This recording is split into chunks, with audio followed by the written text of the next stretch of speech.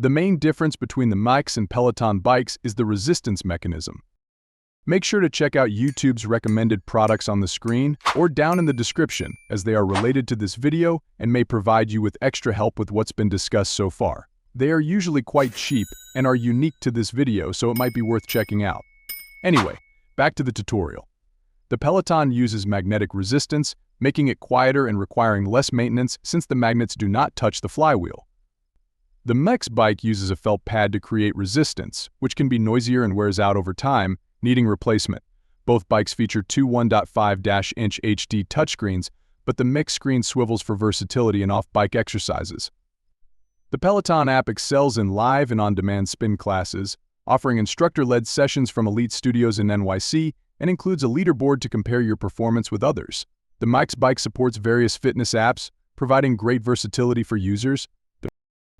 When it comes to pedals, the Peloton requires special clip-in shoes, adding to its cost, while the MYX bike accommodates a variety of cycling shoes, offering more flexibility. Comparing specifications, the MYX bike uses a friction drag system that is noisier and requires more maintenance than Peloton's magnetic system, but it supports a higher user weight. Both bikes have large touchscreens for streaming classes or shows during workouts. Ultimately, if price is not a concern, the Peloton wins with its superior bike quality and excellent spin classes. The MYX bike, however, remains a solid and affordable alternative. If you enjoyed this video, please hit the thumbs up button and subscribe to our channel. Let us know which video you'd like to see next.